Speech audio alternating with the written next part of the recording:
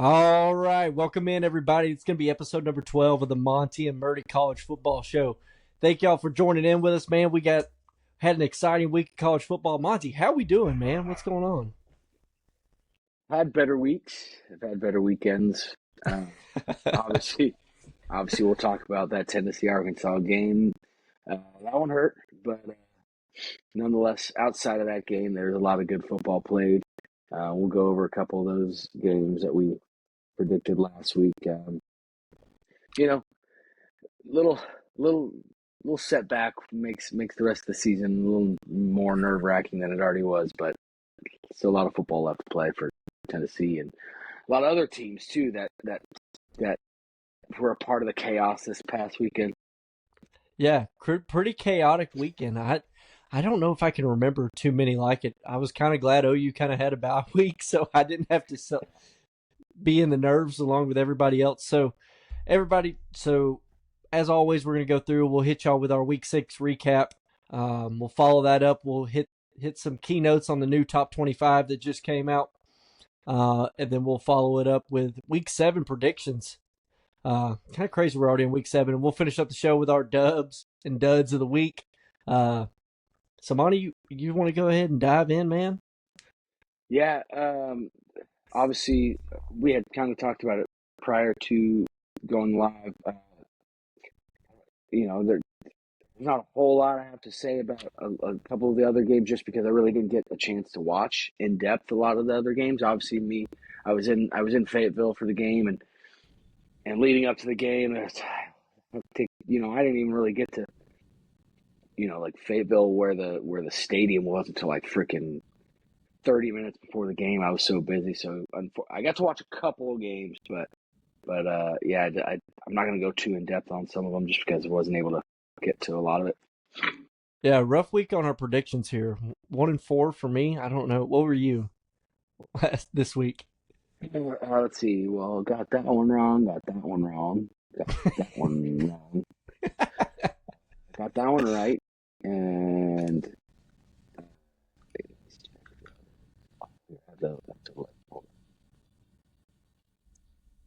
it's like so wrong, wrong, wrong, right, wrong. Yeah, 1-4. 1-4 for both of us. Awesome. All right, Yeah. so let's kick it off. Let's let you get your pain out. I'm sure we're all gonna be here with you. Trust me, I've already had to do it once this year. So what you Yeah. got on the Tennessee versus Arkansas? Tennessee went to Fayetteville, lost that game 14-19. What you got, Monty?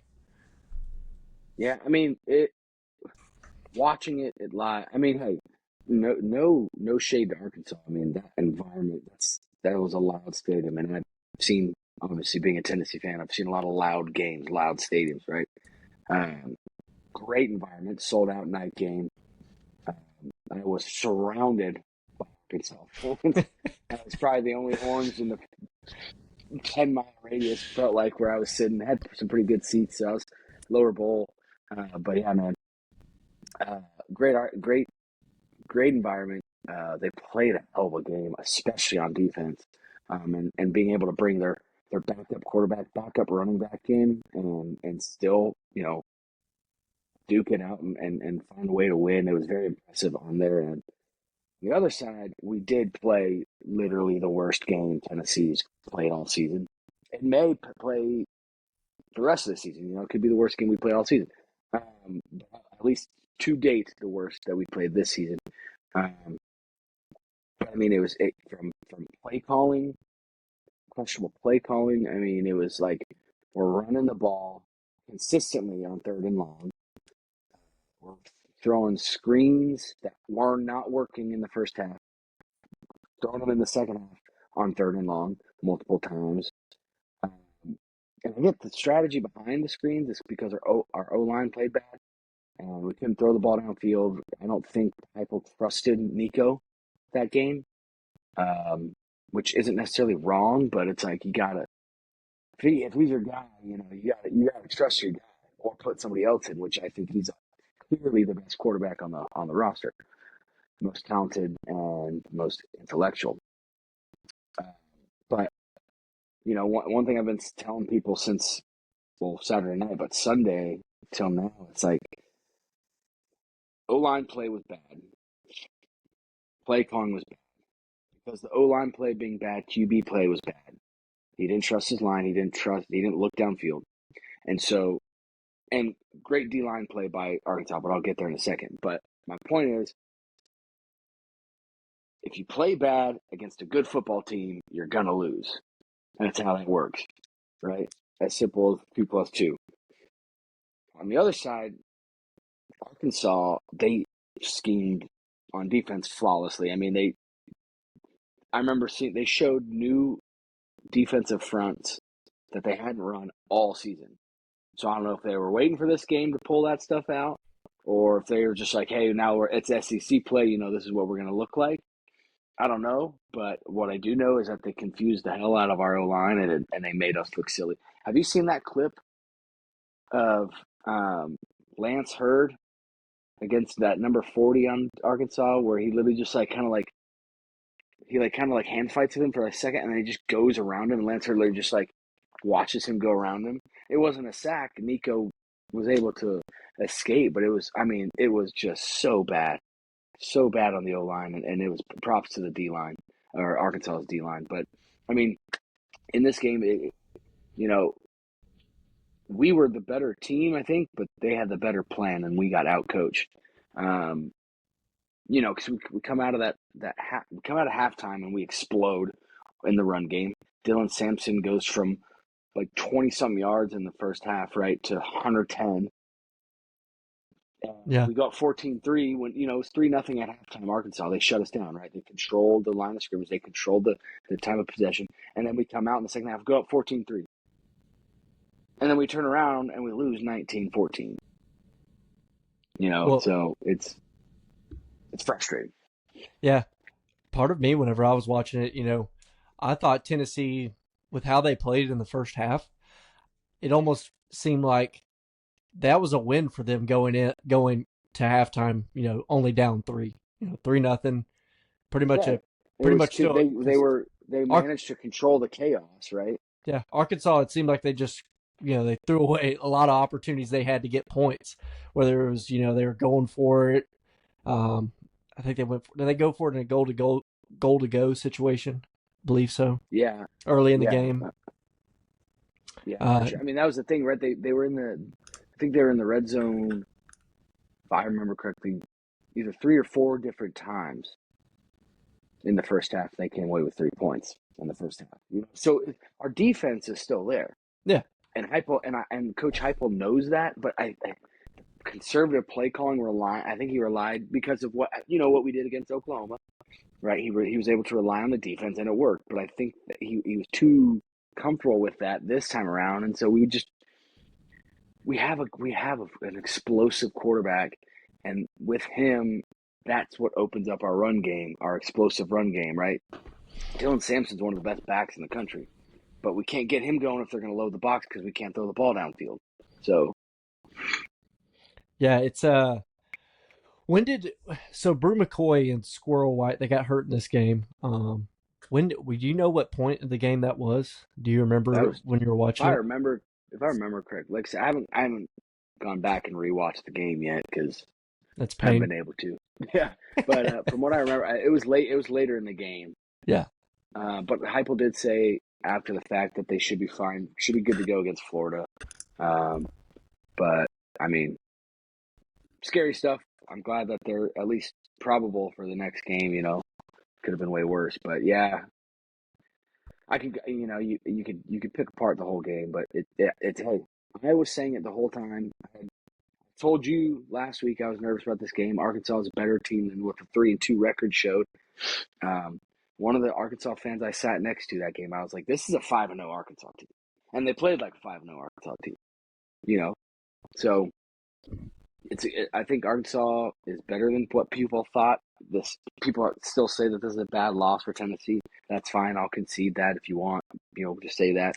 But don't be surprised if Arkansas, surprises some people this year. Obviously, they did this past weekend. Yeah, I was really surprised whenever Arkansas was able to kind of get the offense going. Whenever Taylor Green went down, he got injured. man, I forget y'all's D lineman's name. It's like Norman Lott, I believe. Oh yeah. Yeah, hit him low on the knee, kind of folded that knee, I guess almost inverted it.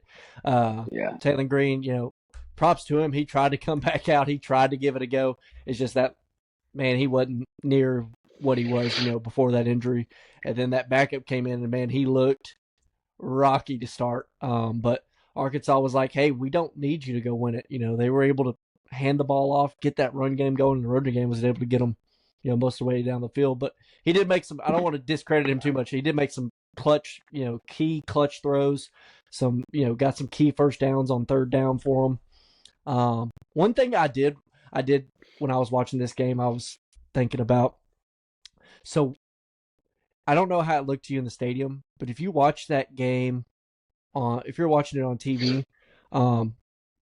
Tennessee defense, it looked like Heupel gave them, told them to let Arkansas score with 1:17 left there. And I wanted to get your opinion on that. What did you think? What do you think about that decision of him letting them score? I mean, the safety literally checked up whenever the quarterback was running in. I've heard so many different things. I heard that he didn't let him score, but he should have, or he did and he shouldn't have. So I don't know. The one thing I did hear was that Arkansas should have dialed it back and ran the ball so that we burned, our timeouts. But, I'm glad that they didn't, obviously, but going off what, what you're saying there, our clock management on that last drive, we didn't call it. So that big play to Dante Thornton, we didn't call a timeout. Mm-hmm. Right. And so everyone's running that, and we burned like 30 seconds before we got the ball off. We had 2 timeouts left. All we had to do was, and Heupel did come out and say that he should have called a timeout after that big play. So it's good to see that Tennessee has a head coach that is willing to admit when he's wrong, right? But it's like hindsight. It's like we got to be able to execute as play callers too, because head coaches are the only ones that can call timeouts. So yeah, and then you also got, you got Nico running out of bounds with 8 seconds. The play. We've seen that before. Joe Milton did it a couple years ago against Ole Miss, and it's luckily for us. Should you make the mistake? No, but it is a fixable mistake, and he is a redshirt freshman, so he's still a young guy. That's a very fixable mistake. That's not a mistake. I don't ever see him making that mistake a second time. You know what I mean? It's one of those things. It's like I'm not you make it in the and that's watching it live. I was like oh my, holy crap, we're doing this again. But yes, after the fact, yes, it's you would think that he's like, yeah, we're just not gonna do that again, and I believe that. So. Yeah, and so whenever I come back to it, the decision of whether, to me, it clearly looked like he let him score. And to be honest, I don't really mind the decision. However, I think if you were going to do it, I would have done it a little bit sooner. Give yourself, granted, 1:17 was enough time, but if you could have maybe got it, maybe with 1:30, 1:45, you wouldn't have felt near as rushed to be able to get the ball downfield. But I also see the other side of it where it's like, well, maybe you had a chance of keeping them to a field goal. The thing about it was Arkansas was killing it with the run game. It wasn't like, they were making quick throws and, you had a chance of getting an incomplete or something like that. It's like, no, they were just handing the ball off and it was just going downhill. Yeah, there's a whole bunch of, what ifs and hypotheticals about this game. Bottom line is Tennessee lost 19-14. It sucks. We'll go over this a little bit later, but it gives Florida a whole lot of confidence now. Yep. Coming off a big win for them. We're coming off a big loss for us.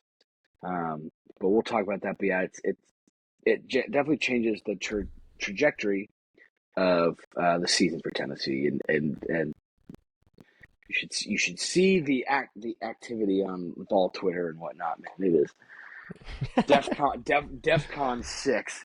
Yeah. All right, so we'll go ahead and move on. We won't let you, enjoy your suffering too much longer. We got another week, so we got to move on. You got to wash that wash that slate clean. Next game was Missouri versus A&M. A&M took a dominant win, 41-10. I mean, just a complete beat down of Missouri. Yeah, I mean, when you can run the ball like that, yeah, it's hard not to lose or hard not to win. Yeah, I mean, Connor Wayman came back. Man, he played great. Probably the best game he's played for A&M was the game he played here against Missouri. I mean, I've seen kind of Missouri fans claiming a couple early calls, derailed the game. They're fighting the refs and A&M. However, I personally don't believe a couple bad calls early in the game. I don't think it's going to throw you into a 41-10 beatdown. Yeah, I mean, and you can argue momentum, right? Like Yeah. big momentum swings, and then it takes over momentum for the rest of the game. But nonetheless, I'm for the most part agreeing with you that 41-10. Hard to argue that the refs were Well, I mean, the thing hurting you about it that is much, we just watched Georgia come back from 28-0 down. right? Granted, they didn't end up winning the game, but I'm saying if you are one of those teams, which Missouri has claimed themselves to be, or Missouri fans at least have claimed themselves to be, that team should be able to rally and overcome that. You should be mentally determined enough to be able to keep your wits about you and still go out and play a good game, which, man, it just seemed like they were overmatched in this game. Yeah, I Couple mean, of the other notes I got from it. Man, Brady Cook, man, he lived up to his last name on this game. That dude straight up looked cooked. He looked cooked. Like, I mean, that was, gosh, did we see him play a game that bad last year? I mean, that was, 41% completion percentage there. Just, I mean, just nothing good. It was just rough to almost watch. I mean, granted, A&M they got some dogs on the D line. Nick Scourton that's a phenomenal edge rusher. And I just watching, I'm like, I expected this to be a close game. I would have never expected this, A&M to be able to pull this off, if that makes sense. Yeah, I mean, and for all my Mizzou fans out there calling me a Missouri hater, as much as I don't like them when Tennessee plays them, I picked Mizzou to win this game. I did. I really thought that they were going to come out and show the talent on the roster. Obviously, we were wrong, or I was wrong. I wasn't expecting it. I knew that A&M had a chance to win. I didn't think it was going to be like this, but A&M's run game was dominant all game. Mizzou had no answer for it, and because I had talked about Mizzou's weakness was the secondary, their secondary. I mean, it just looked like their defense was their weakness this game. Just a collective. Yeah, but and again, it doesn't take away anything from A&M. A&M looks like they could be, possible SEC contender. Probably not, but they could be with that win, and if not that, they could be one of those playoff bubble teams. They could be one of those, 3 to 4 SEC teams that possibly make the 12-team playoff. So it was definitely not what we expected. Both shocking on the Mizzou side. I did not expect them to lose that bad, and shocking on the A&M side. I didn't think that they were capable of doing that. Yeah. So something that you go back and you look at stats of this game. Something that stands out for me is, normally whenever you have two good quality teams, matching up, the game usually gets settled by who makes the least mistakes, who has the fewer penalties and who has the fewer turnovers. Right. And unless one's able to get like a special teams TD or something like that, or a defensive touchdown, that can kind of swing it. But I mean, Missouri had less turnovers for about half the yards, and neither one of them turned the ball over. Missouri just got beat down the entire game. This is really what it boiled down to. Yeah, 100%. So Do you got anything else on this game? I mean, that's really about all you can say about it. Is it was just a Yeah, beatdown.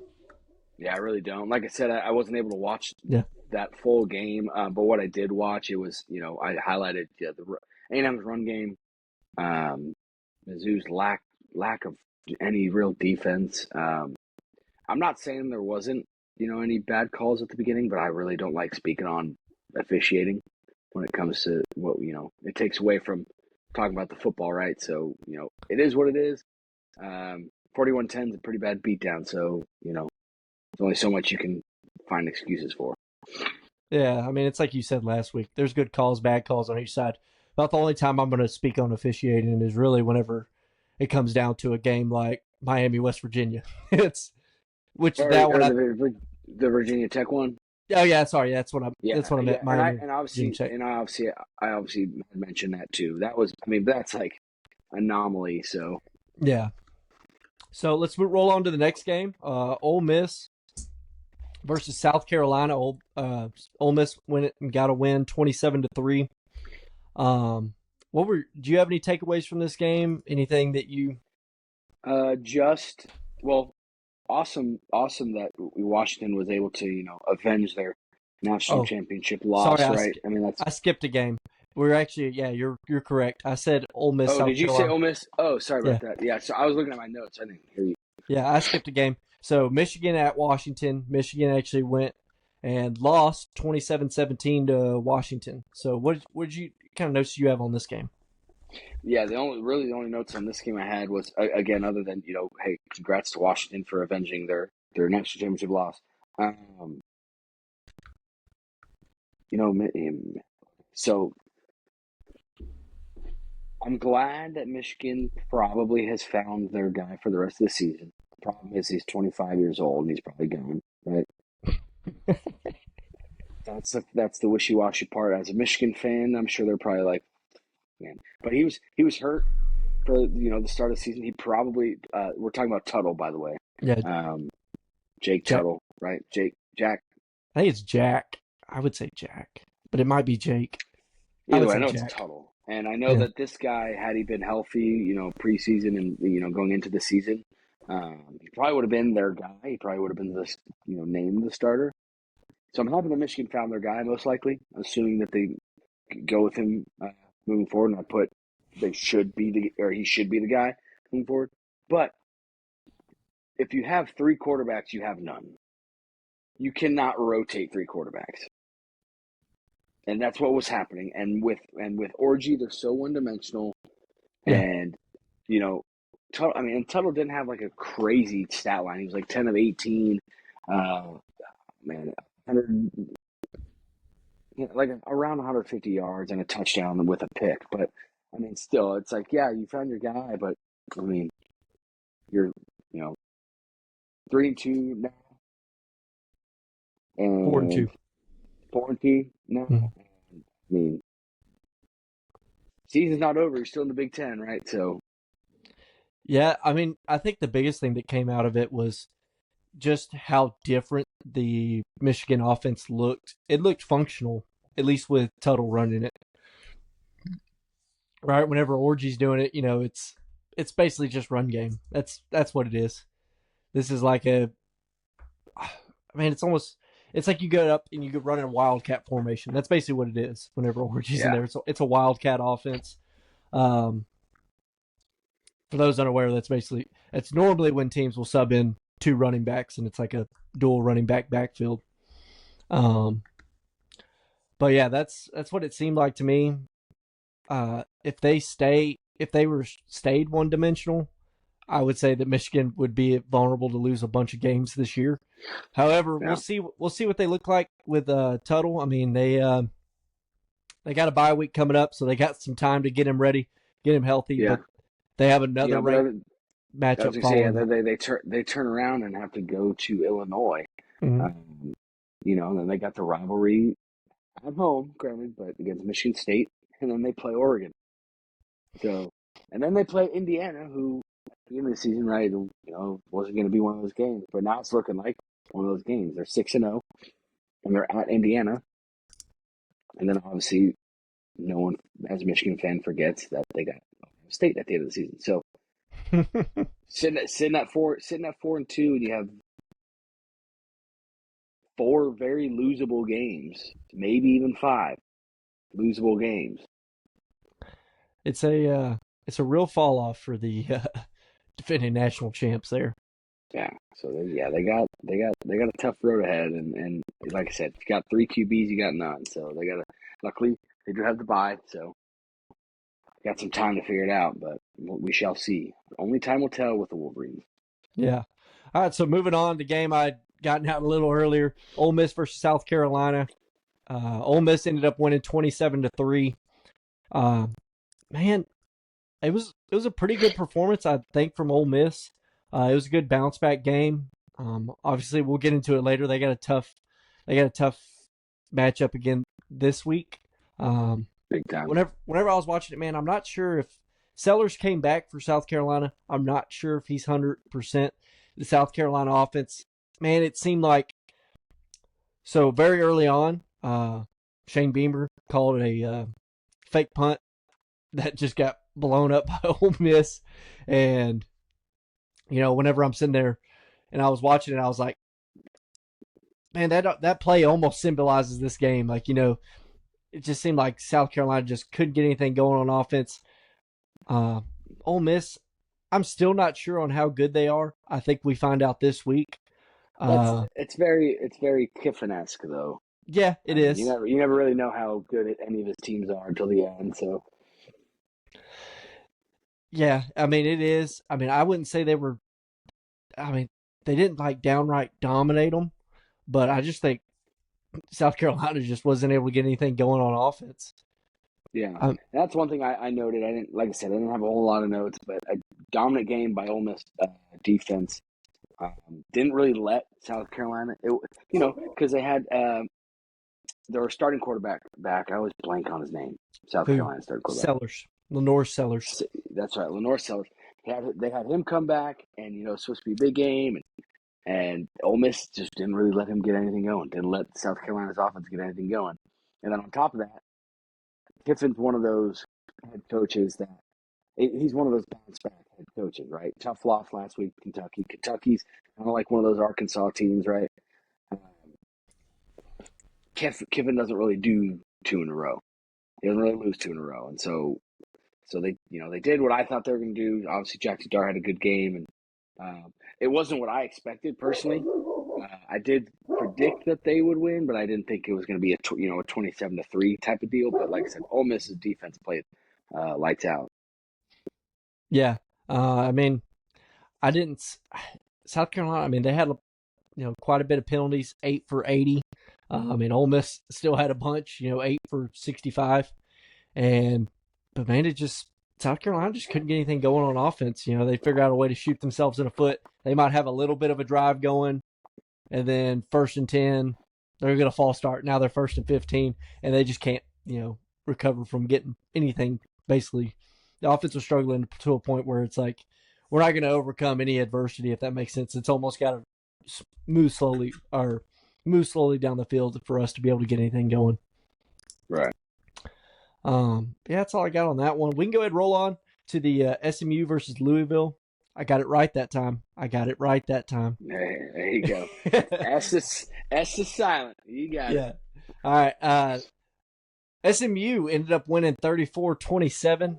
And, man, I gave up too early on the Mustangs. I was so high on SMU coming into this year. I think I gave up too early on them. But I still don't think that Kelvin Jennings is the best passer. But what he does is he doesn't turn the ball over. And he also wins football games. Wins football games, and he adds a dimension with his legs. The way he's able to run the ball.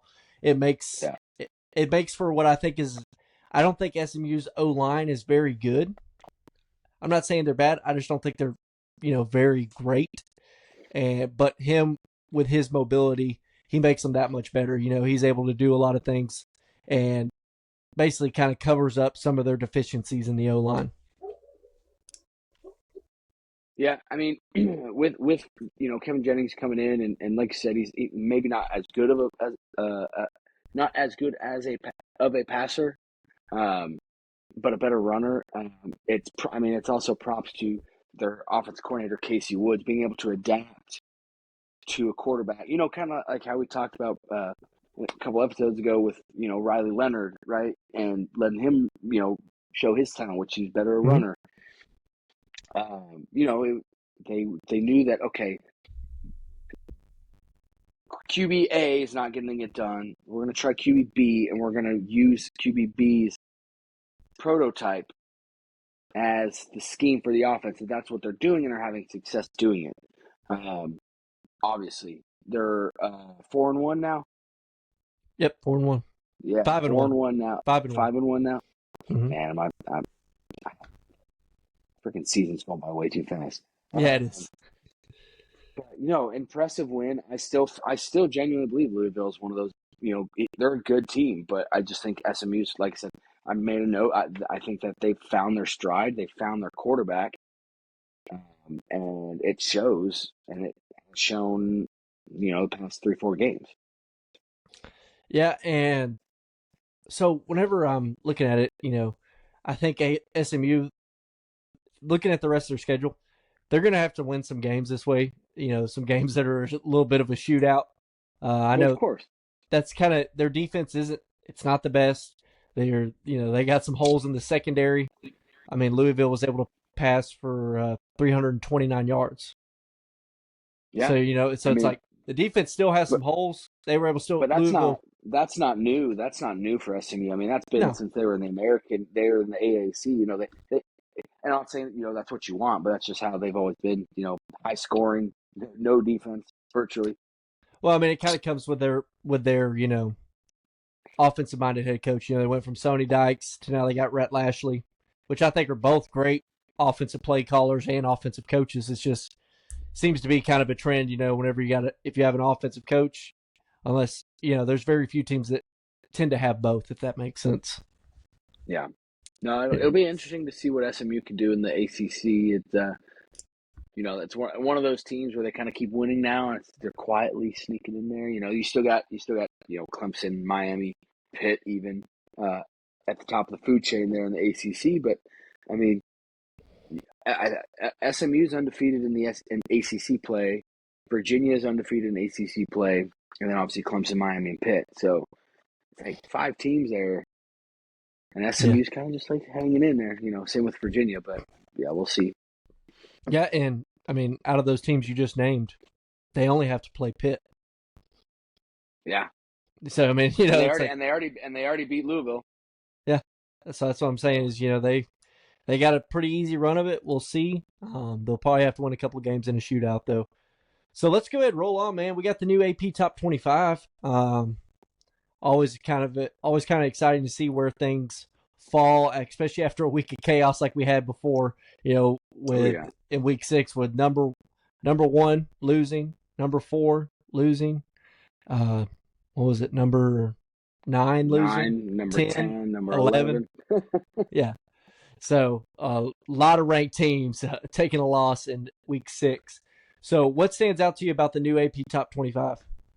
Just a couple notes. Obviously, biasedly happy to see Tennessee still in the top 10. I do unbiasedly still believe that they are a top 10 team this year. The real tell, I'll wait to be able to tell everyone for sure after the Alabama game when Alabama travels to Knoxville 2 weekends from now. But happy to see him in the top 10 still. Down 4 spots to 8. Alabama down 6 spots from 1 to 7. I still think Alabama is one of the better teams in the country. I think Vanderbilt they deserve a lot more credit than they get from people this year. I think everyone's just so used to recency bias, so used to Vandy just always being bad. Every FBS school that they've played this year, they've lost. They've either it's been decided by one score or one possession. Whether it be 7 or 3 or 6 or however much. So I like to give Vandy credit there. Big win for Vandy too. Huge. We'll touch on it a little later. Yeah, but beating Alabama for the first time in 40 years. They were 0-60 against AP top 5 teams, I believe. Now they're 1-60. So Got to win in the win column. Yeah, I mean, Oregon up to 3, Penn State up to 4. I did note that, I get why Miami's at 6 now, just because, the way that AP works. However, I think that's too high for Miami, and I think that when the CFP playoff, or when the playoff, the first poll comes out for that, I think they'll go back down, but it's hard to say because they're the ACC front runner right now. Again, I say it every week, Iowa State. And no one's realizing, but Iowa State is slowly coming. No one's talking about Iowa State up 5 spots to 11, 5-0, which is always good to see. They are the highest ranked Big 12 team as of right now. BYU just a couple spots back at 14 behind them. A&M up 10 spots to 15. Big win for them, obviously. Boise State, top group of 5 team in there, 17. Got Indiana back in there. I like seeing Pitt ranked at 22. I like that. But I'll let you get some input here, and then Michigan down the most, 14 spots, down 14 spots to 24. Yeah, I mean, I agree with you with Iowa State. They're finally kind of getting the love they deserve. Even jump BYU, which is kind of interesting with them both being 5-0 Big 12 teams, and now just as everyone predicted, the front runners in the Big 12 after 6 weeks are BYU and Iowa State. Gotta love that conference. Hey, I'm not gonna say I told you so, but hey, about Iowa State, of course. Yeah, I also noted Clemson. They're back in the top 10. Yep. Coming back in after they're, kind of working their way back up after their early beatdown to Georgia. Yeah, I mean it's the AP, so it's pretty soon it won't matter. But you just never know with the AP. Yeah, AP like I rankings. Once we start switching to the college football playoff rankings, we'll be sure to. That's going to be what we're talking about. We're not really going to mention the AP. It's just right now that's what the top 25s run on.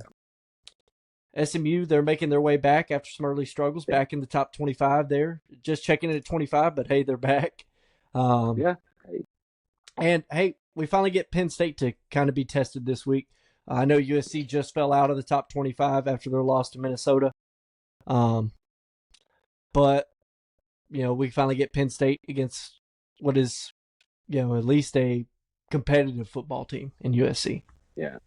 Yeah. I mean, and that's the thing, right? People, Penn State's too high, 4. And it's like, yeah, you could make that argument about them maybe being too high, but it's like, they keep doing everything right. Keep winning football games. Everyone else keeps losing. So I mean, there's not a whole lot you can say. Obviously, Texas back up to number 1 again. I think that's obviously the right spot for them, given Alabama and Georgia, dropping games. A lot of people are high on Ohio State. They think they should be number 1. I think Texas should be number 1 until they prove otherwise. But it's not a horrible ranking. I don't believe Michigan should be ranked. Really, to be honest with you. No. I was listening to the Josh Pate podcast earlier this week. He doesn't like how high Mizzou is. I'm like, well, given that they were 9, you can't kick them out completely. That's probably what the AP voters were thinking. But I mean, we'll find out a lot about Mizzou after a tough game going to play at UMass this week. What an embarrassment! Yeah. But overall, not a bad ranking. We got our first 2 bowl eligible teams in Indiana and Miami. So congratulations. Yeah. Bowl eligible Miami and Indiana. So we got 1 ACC team, 1 Big Ten, 6-0 and 6-0. So props to those guys. All right, man. Let's go ahead. Let's hit it. We got our predictions to dive into. We're gonna start it off. Yeah, I'll let you take control of this first one. Obviously, it's other for the podcast purposes, other than our OU Tennessee game. This is probably your biggest one of the year. So yeah, I'm gonna start it off. I mean, this is the biggest rivalry in college football. It's the best rivalry in college football. It's the Red River Rivalry. OU versus Texas, played in the Cotton Bowl. Um, man, this game is always so tough to predict. Uh, Yeah. just because you almost got to throw the records out. I made a note. I counted it back since 2007, and the lower ranked team has won 6 out of 17 times, which isn't much. It's it means they're winning about a third of the games, but that's still a third of the games. Couple things when I'm looking at it that stand out to me, at least right off the jump, is Oklahoma is a 14.5 point underdog here in this game. Texas is favored by 14.5, which means more than 2 touchdowns. So you're saying, hey, it's going to be 14 plus, so it'll be more like 17. Right. Yeah, it's more like 17. For me, with this game, man, that's too much. I would personally, I'm not advising anybody of gambling advice, but if I was placing a bet here, I would take on Oklahoma to cover that spread. This game is always usually a dogfight. It has huge momentum swings both back and forth, especially with the stadium being, it's 50-50 stadium. Yeah, I love that they do that, man. I love that they do that. Yeah, it's awesome. So you'll have, on one side, it's like you'll have boos from a play, and then the other side's cheering. But at the same time, yeah, it's a wild environment. Not to mention you're surrounded by the Texas State Fair, which is just phenomenal. As far as like a pregame tailgate, you had told me before we went on air, but to tell the listeners, you have been to the Red River Rivalry before, right? Yes, sir. Yeah, I have been there before, and I had an opportunity to go back. Didn't quite get to make it happen, unfortunately, so I'll have to be watching this one on TV. Shout out to G. I love you anyway, man. But when I'm going through and I got to predict this game, right? That's what we're boiling down to. That's what we're doing. I got to take Texas. Yeah. And that hurts me to do. We try to stay, as much as we talk about our teams, we try to stay for the podcast purposes. We try to stay as unbiased as possible. And I got to take Texas, and I'll tell you why. All right. OU's coming in this game with a true freshman at quarterback. Now, granted, I know the Texas high school football scene. It's pretty insane. But there's nothing like this game right here as far as environments go. I don't think he's played in it. Ewers, on the other hand, he's coming into his third year. He's experienced this before. He knows what this is. He has. And I just think Texas is, overall, I think they've shown to be the more complete team. They've looked very good on the defensive side of the ball, even though they have kept things pretty vanilla.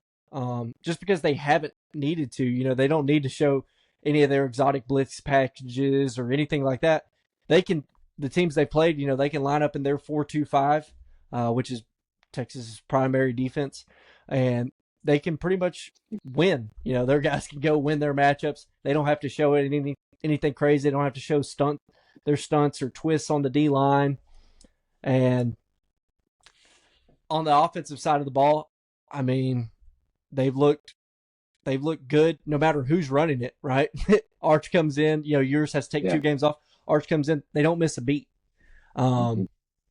Whereas, Oklahoma's looked, well, let's be honest, it's looked pretty dreadful on offense. Even with a win over Auburn last week, where we finally maybe start to see some life.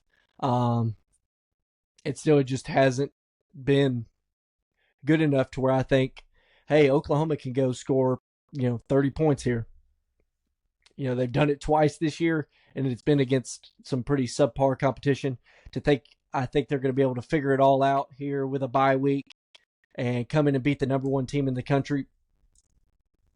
Man, I got some crimson glasses, but it's tough for me to make them that crimson, if that makes sense.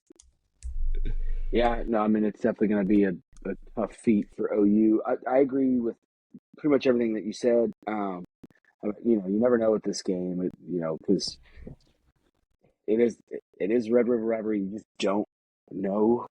I'd probably agree with you. If I were a betting man, I would say I'd probably take OU spread. my biggest thing with it, and I am going with Texas too. Uh, and my biggest reason is I think the unsurety of the OU offense is my biggest problem, right?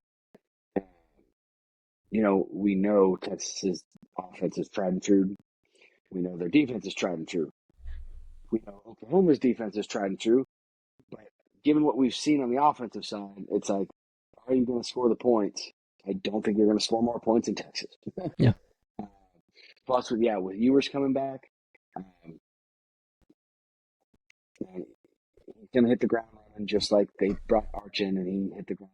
Luckily for them, right? But really running. That dude's fast. That dude's like secret fast. I don't know where he got that from in the Manning bloodline because none of the rest of them have it. Wasn't his uncles. His uncles. That's for sure. But yeah, I mean, it's your D line, because I do trust your defense. I trust Oklahoma's defense. I just don't trust their offense. If you can get to Ewers early, maybe, and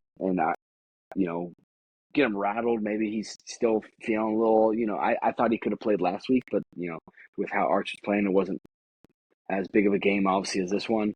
So maybe that's why. But if you can get to him early, you might be able to get him flustered and make some early mistakes. And in that sense, then yeah, I could definitely see OU winning this game. But man, if they start hot like they did against Michigan, Texas,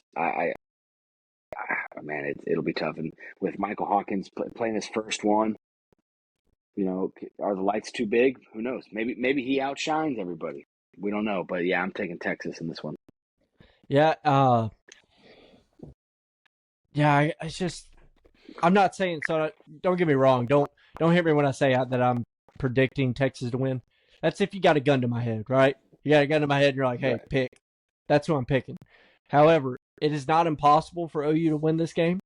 I think they can get to Texas. If they can get to Ewers early and get a couple turnovers off of him, maybe a fumble, maybe a strip sack, maybe a pick six in Texas territory, give Michael Hawkins a short field to work with. A short field, yeah.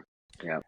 That would be the OU's recipe for success. Giving him a short field, allowing him to score points, and find a rhythm early, use his legs. Hopefully OU can dial up some QB run game, maybe try to get an advantage there in the as far as numbers go. Granted, Texas may change it up most this year. They've played that 4-2-5, meaning that they have 6 men in the box, which, if you line it up with running back and lineman and you do a little QB run game, you have the numbers there. You have the number advantage. Mm-hmm. You should be able to run the ball there.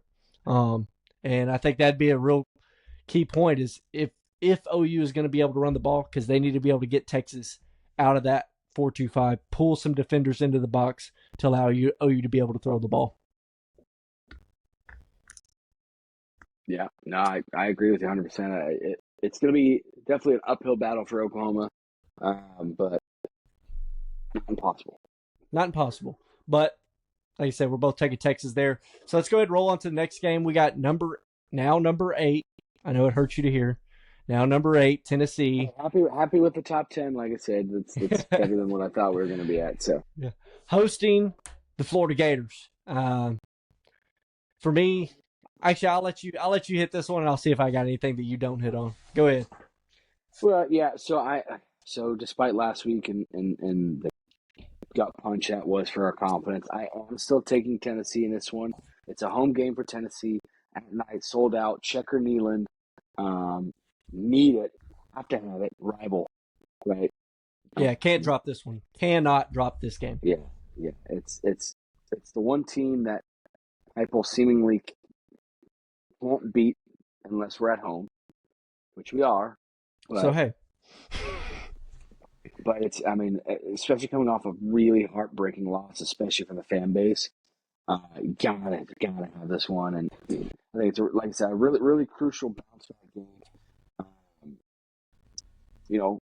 Bigger than what it was supposed to be, right, after the last couple of weeks, because Florida's coming off a big win. We're coming off a heartbreaking loss.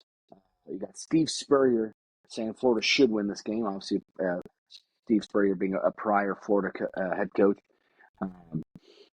saying that they should win this game. There's no reason why they can't. Hoping that Tennessee's players saw that I understand that. It seems throughout this week, our players have been saying, we hate losing, and we've come with more fire this week. So I'm hoping, man. Like I said, I'm taking Tennessee, but uh, just being on Twitter and stuff, the fans are not that confident in this team anymore. And so I think this win would be massive. I mean, I'm not saying it's going to happen, but a blowout win for Tennessee is what they need, by 3+ touchdowns is what they need. We'll see. But I am taking Tennessee to win just because I think the environment will be crazy. And as long as if Tennessee can start fast, like we're supposed to normally always do, we'll be fine. But if we start like how we did, or how Tennessee did against Arkansas, this one could be another long one. Yeah, I would hope Tennessee's. Now, granted, Florida does have that 460-pound dude that plays on the D line for them. Is he? I know he was that big last year. Is he still that big? Oh, I couldn't tell you. He's huge. Either way, if y'all watch this game or y'all tune into this game, check him out. You'll see him. He's gonna stand out like a sore thumb on the D line. Dude is massive. But with that, I think this would be a good game for Tennessee to really get the run game going, get Dylan Sampson moving the ball, open things up, and I think Heupel's going to want to be able to attack more with Nico. I think that this is going to be a game he wants to display that, especially after the Arkansas game. I think he's going to make it a point of emphasis to do that. Good we news. We just don't want overkill on that, and start turning the ball over because we're just trying to take shots. Really, I mean that's what Tennessee fans, they want to see it, but they don't want to see overkill. We want to see a good game being called by our coaching staff. Yeah, and it's gonna be dependent on how comfortable Nico is. If he shows that, hey, he's hitting the deep balls early. I expect Tennessee to probably take some shots within that, or at least take one shot within those first probably 3 plays. I'd be looking for it if I was Florida, because I think Tennessee's going to try to strike fast and really get that offense going. As you mentioned, man, it's going to be a good bounce back game. Florida, I put in here, I said Florida may keep it close early, maybe first couple drives. If Tennessee does sputter on offense like they did last week, if that trend continues. But either way, I would expect Heupel to make some halftime adjustments. I'm joining you on this one. I got Tennessee in a good bounce back game. I think they'll probably cover the spread here. I think it's 15.5. So I would say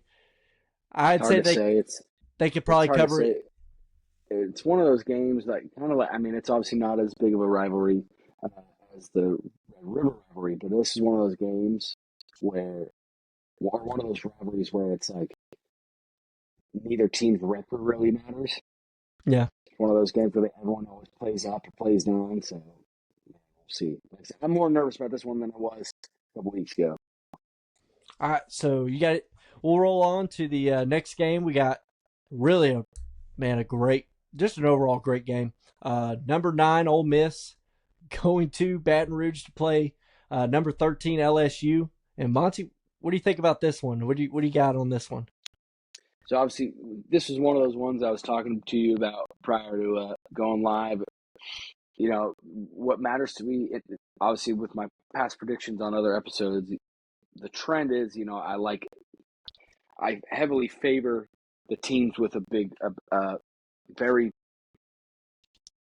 very powerful home field advantage. Mm-hmm. This is one of those teams. I was like, yeah, they're at, they're in Death Valley, they're in Baton Rouge. What time of day are they playing? And when we looked, it was like 6:30 Central, and I was like, oh yeah. So I'm taking LSU. Night game in Baton Rouge, man. I mean, that's just for anybody in the country, no matter how good you are, man. That's a tough place to win at night. It is also a must-win for LSU to show that they are still one of those teams at the top of the SEC, at least for this year. And when I made that note about it being a must-win for LSU, man, I put it's a must-win for Kiffin and Brian Kelly. So on both sides of the ball, right? Because you want to be able on the LSU side, right, Brian Kelly needs to win this game to show that LSU is still a contender. But then on the other side, okay, so you have a loss to Kentucky, then you turn around and you beat the hell out of South Carolina in South Carolina, but now you got to go into Baton Rouge and play a really, really good LSU team. Well, I wouldn't say they beat the hell out of South Carolina. Well, 27-3. I mean, oh, I'm sorry. You're talking about Ole Miss. For some reason, I thought you were talking about LSU. That's my bad. No. Talking about Ole Miss. They lost to Kentucky, then turned around and beat the hell out of South Carolina. Sorry. I'll shut up. No, you're good. You're good. No, but so it's point being is that it's a big game for both head coaches. But for the teams, I mean, you can argue every SEC game is a must win, but really, I mean, this is a must win for LSU to show that, because they have the number 9 team, they're number 13, number 9 teams coming into town. You have to show that you're the better football team. I mean, that's just what it boils down to. Big test for Nussmeier. I think he'll do fine. I am taking LSU on this one. Yeah, I gotta disagree. There's one unit that usually travels pretty well whenever it comes to home environments. It's defense, mainly because the home environment's quiet for their offense. Well, that's also whenever the other team's defense is on the field. The away team's defense, so they don't usually have the communication issues or anything like that in these away environments. And I think Ole Miss has the better defense. I think LSU has. They've given up some points. They've given up some points to teams they probably shouldn't have. And I think Ole Miss's defense is going to be what keeps them in this. And I think Lane Kiffin, he's going to be able to score some points against an LSU defense. Now, granted, I think Ole Miss or the LSU offense, I think they're pretty good. I think Nussmeier is playing really good. He's been pretty dynamic. He's been pretty accurate with the football. Pretty much every game they've played in this year. But I think Jackson Dart and Ole Miss are pretty well just as good. And I got to favor the Ole Miss defense against LSU's here. So that's why I'm going with Ole Miss I can't really say get an upset because they're the favorite team, but to go into Baton Rouge and win in this tough environment.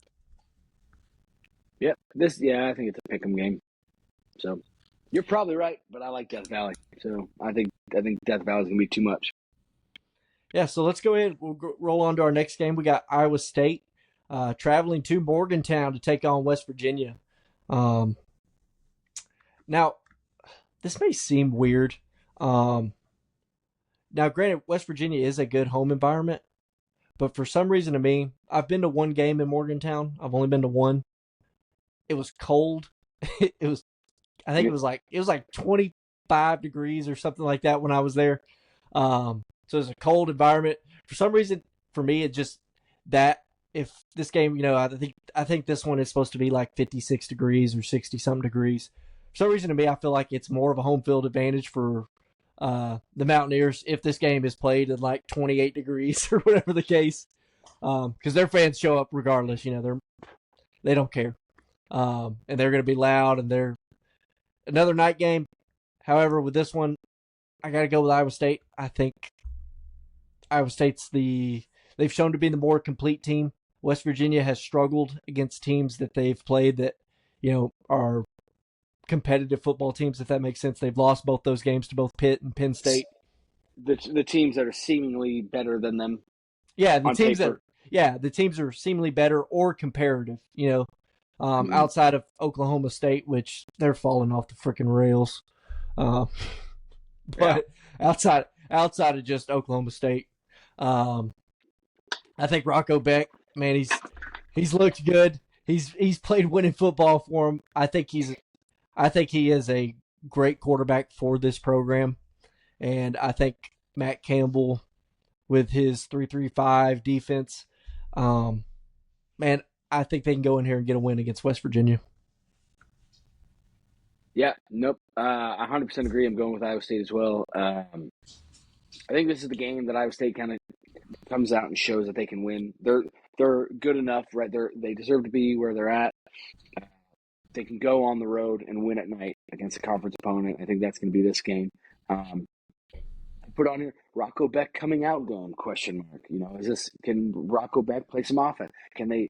We've seen them kind of come along, right? Iowa State's always been known to be with under Campbell, has shown to be a very stout defensive team, Yep. right? But this season you've kind of seen them trending upwards on offense too. So, could this be Rocco Beck's coming out game on the offensive side? Do they play a complete game? And maybe it won't be close. Maybe it will be. Obviously Morgantown at night, tough environment. Like I said, West Virginia fans always show up, but Iowa State fans travel really well. They ain't got nothing else going on. So Yeah, ain't nothing else to do in Iowa. So yeah. So that's my dad. My dad's from Iowa, so I can say that. But yeah, I got the Cyclones on this one. I think that we're so used to, them being an average Big 12 team where if they go on the road to play West Virginia, they're going to lose. I think that they are going to be one of those contenders, and I think this will be a good tell game, though. If they can go in there and win, I think it'll be a tell game like, hey, we are really good this year. If they turn around and lose, then we know that it might not be as good as we thought. But as of right now, I'm taking the Cyclones. Yeah, unfortunately for Iowa State on this one, I think that the how do I say this? There's other bigger games going on during the same time slot, which is Absolutely. This game's not going to get the attention that it probably should deserve. Because I think this is a great matchup here. I agree. Yeah, at least in the recent history, it always has been a really good game between these two. So we'll go ahead and we'll move on. Unless you got anything else, I mean, we're both taking Iowa State there to get the win versus West Virginia in Morgantown. If not, we can go ahead and get started on what's probably the game of the week. Yeah, I would say this is probably the second biggest matchup of the season, right behind Alabama, Georgia. We got number 2 Ohio State traveling to Eugene, Oregon to take on the Oregon Ducks. Monty, what do you think about this one, man? Number 2 versus number 3. Yeah, so obviously I told you prior to us going on live here, I put my decision as TBD. I do have a decision now. Obviously, so College game day is going to be in Eugene. Another night game, sold out Autzen Stadium. Autzen can get freaking loud. It's one of those, prior to them going to the Big Ten, it was like one of the only Pac-12 schools that could freaking sell out a game. For me, so this game, it's a toughness game for both teams, right? Because, in the past and currently, it's always about, Ohio State, they can beat teams, but when they play a tough team, they always lose, or they can't do this against a tough team. Oregon was the same way, being in the Pac-12. They always win the Pac-12, then they turn around, they play somebody, like Florida State at the time, or Georgia, Alabama. They wouldn't be able to. The toughness wasn't there for either of these teams. Now you got these two teams both in the Big Ten, and people are still like, well, Ohio State's soft, or Oregon, this. So this game is going to be a big toughness game, I think, for both sides, both teams here. So we'll see. And Ohio State's got a really good defense this year. Well, actually, both teams. Oregon's averaging like 17. They're letting 17 points a game. They're allowing 17 points. Ohio State's allowing like 7. They're both top 5 offenses, if I'm not mistaken. So what it boils down to for me, with Ohio State's defense being so good this year, Oregon's offensive line. Because earlier in the season, we were talking about, is Oregon what we thought they were going to be this year? The O-line let up 4 sacks all season last year, and they already had 5 through like 3 games. Or through 2 games. Since then, they've given up 0 sacks. And they're undefeated, as well as Ohio State. And Ohio State's got a hell of a defense, hell of a defensive line. Can Oregon's O-line continue to trend upwards like they have been since the first, for whatever reason, the state of Idaho giving them fits on the D-line? That's going to be my key, because if you can give Dylan Gabriel time, it'll be tough. With that being said, high-scoring game, give me the Buckeyes in a close one. I don't know if it's going to be in the 30s, 40s, or 50s, but it's a high-scoring game. I think that Ohio State all around is going to be just enough against Oregon, but it should be a close game. But I'm going with Ohio State. Yeah. So I'll go ahead. I'll go ahead and get it out front. I'm joining you with that. I got Ohio State in this one. After watching, so the thing about these teams is Ohio State's thing is they haven't really played anybody with a pulse. That's kind of why I'm real hesitant, especially early in the season. To lean on.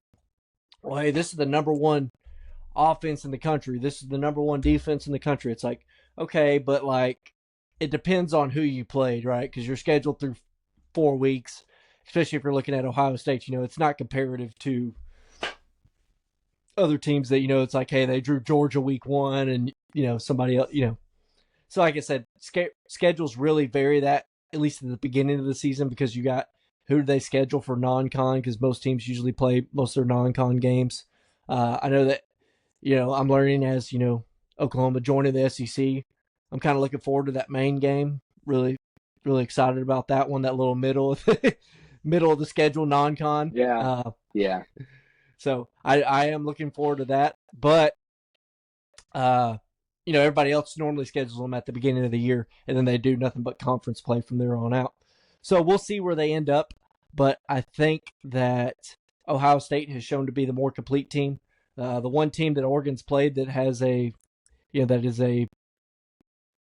which you would consider at least a top 25-ish team, gave them everything they could ask for when they weren't really able to throw the ball, and that's Boise State. Now, granted, Boise State probably has, one of the best players in the country, if not the best player in the country at running back with Genty, but... Right, but that's the thing. So Ohio State's run game is also one of their strengths, believe it or not. Yeah. We're not used to saying that, so people kind of look over that. But Ohio State's strength on offense is their run game, and that's what, like you said, Oregon struggled with against Boise State.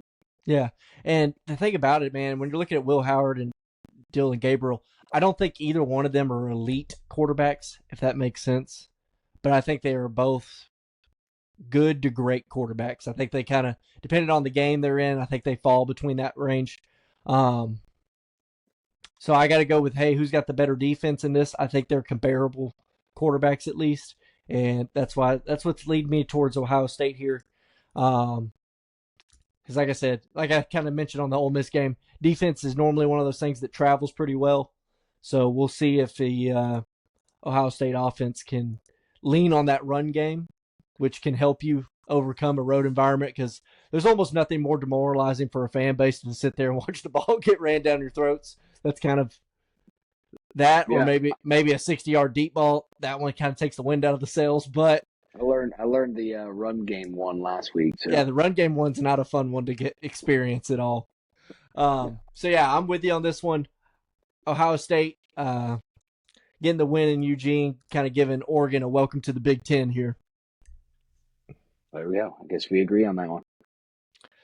So, Monty, we'll finish the show up as we always do. We got our dubs and dud of the week. We'll kick it off negative, man. Who do you got as your dud of the week for this week?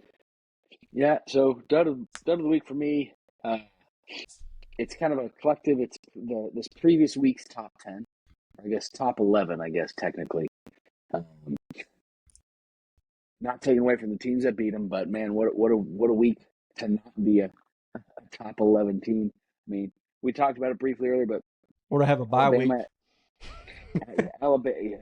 Alabama at number 1 going down, Tennessee at number 4 going down, Mizzou at number 9 going down, Michigan at number 10 going down, USC at 11 going down. I mean, it's like, when's the last time that happened? I mean, I'm sure somebody could pull that up and find out, but man, it's got to be a while since that's happened. And so, man, the top 10, the top 11, whatever you want to call it, did not show up this week. Props to the other teams for showing up this week. But man, that's probably not going to happen for a good while. So that my dud of the week is this previous week's top 11 just really did not show up to play football. Yeah, and I mean, one thing that's got to be noted about it is, it wasn't like there was a lot of, what you would consider, you're looking at the week as we're predicted, and you're like, hey, there's not a lot of meat on the bone here this week.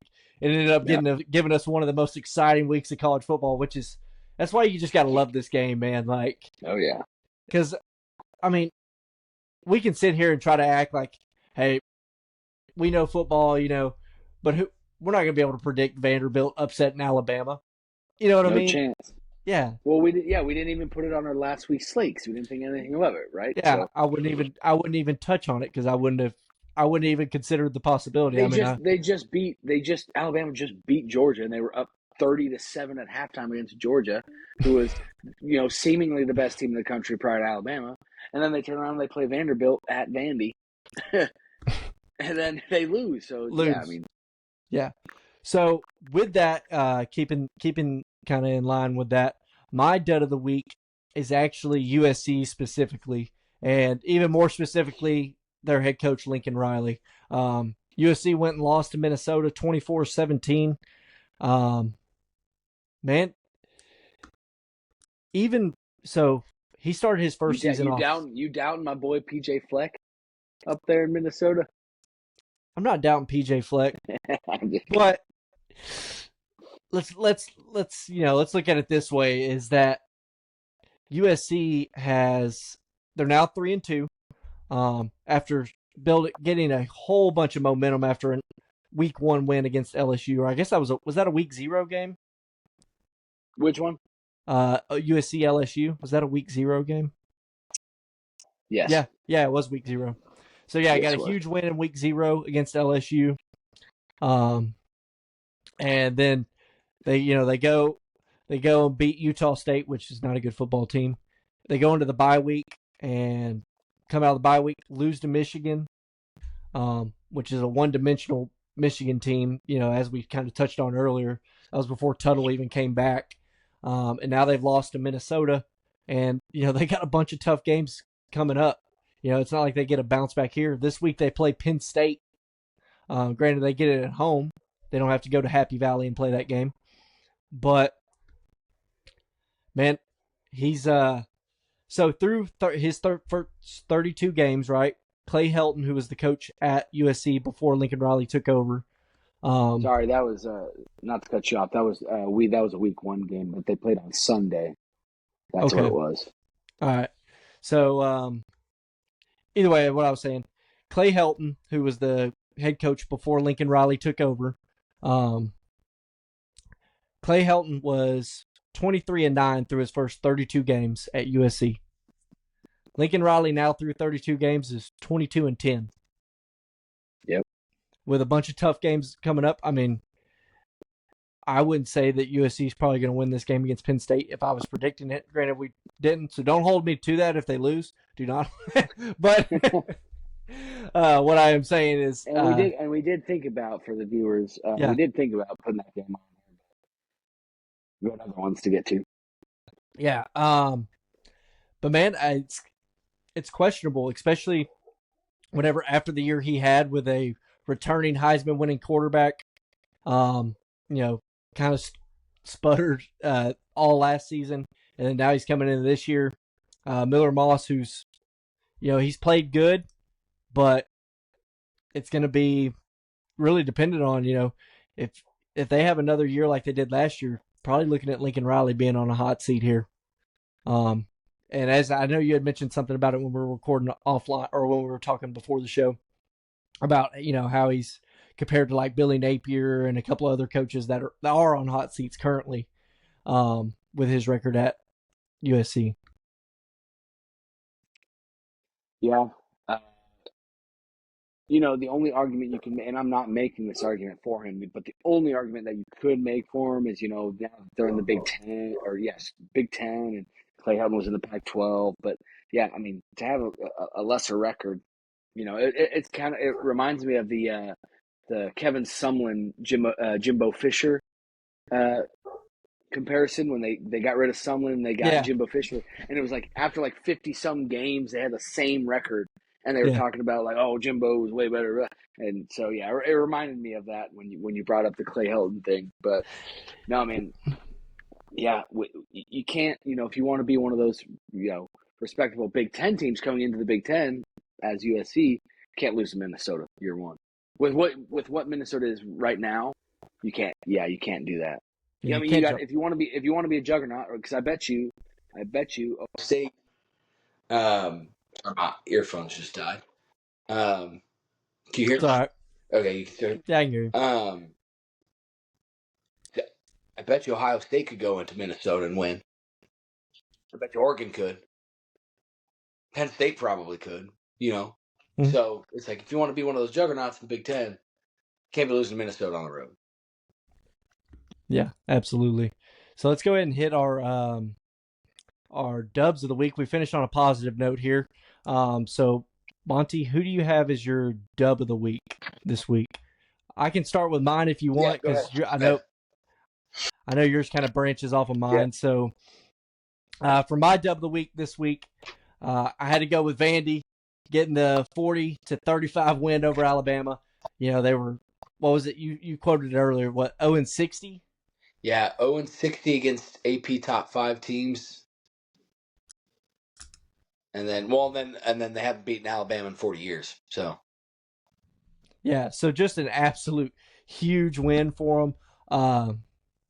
I know their quarterback Diego Pavia. He's been getting all kinds of media attention. I've seen him basically never even heard of the dude till that game, and then now he seems to be kind of everywhere, which is awesome for him, awesome for Vanderbilt. hey, if you know you're not going to the league, man, NIL marketing is huge for him. I do not blame him.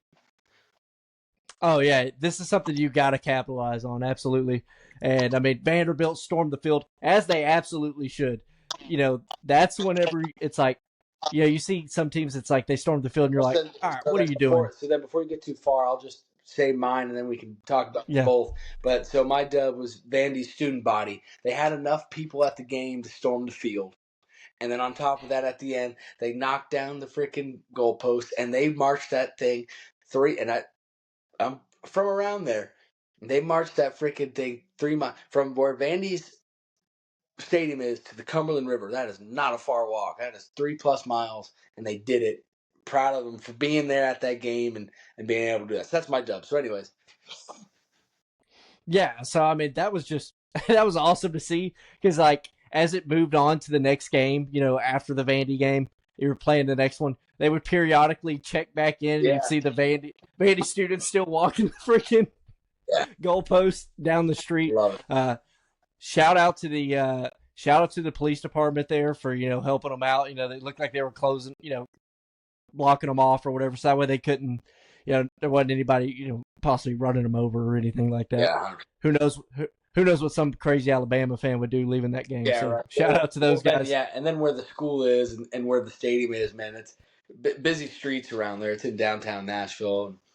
So, yeah, no, happy for him. And that's coming from a Tennessee fan. Happy for Vandy being able to do that. It made the Tennessee loss a little bit easier to cope with, seeing Bama lose to Vandy. So, no, but hey, happy that the students were there. And also it helps out, with the players, right? Having students there and having fans there. I know it was. I saw the pictures. It was mostly crimson in the stadium, but hey, they still had people there, and big win for them. Yeah, and man, if you got to think about it, if you're one of those players or you are one of those fans, that's going to be a game you remember for the rest of your life. Absolutely. You know what I mean? Once in a Like lifetime that's game. absolutely. And man, it's just awesome. So congratulations to Vandy. I hope with that game they start getting more people coming out, more Vandy fans coming out to see the games, because man, it makes all the difference as a player when you have those stands full. Makes all the difference. Yeah. So, man, I think that's going to wrap up our show. We decided to give Monty a break from his hot takes. He'll occasionally pop back in with them. When But I want them to be quality, not quantity. So we talked about it prior to this episode. We're like, hey, if I have a good one, I'll be like, hey, look, Murdy, I got a good one. Let's put it in. So we'll they're not going away completely, but I got to think of some good stuff. yeah, so we're gonna give him a little bit of a break. So yeah, man, that's basically all I got for the show. You got anything for the outro going into this? Now week 7 of college football. Anything you got closing us out? I hope no one out there has any friends or themselves getting married this weekend, because what a slate overall. We only went over a couple games, obviously a couple big games this next weekend, but October 12th, even preseason, I mean, this is one of the bigger weekends. But October 12th, October 19th, I really feel for you. If you're going to a wedding or getting married, I feel for you, but we'll be watching them. Yeah, you can go ahead and count me in on the band fall weddings bandwagon. I'm actually, I'm planning a wedding right now, and that was one of my big stipulations. We are not doing a fall wedding. There's absolutely no way. My sister got married. It was like November 8th of 2021, or I think it was 2021.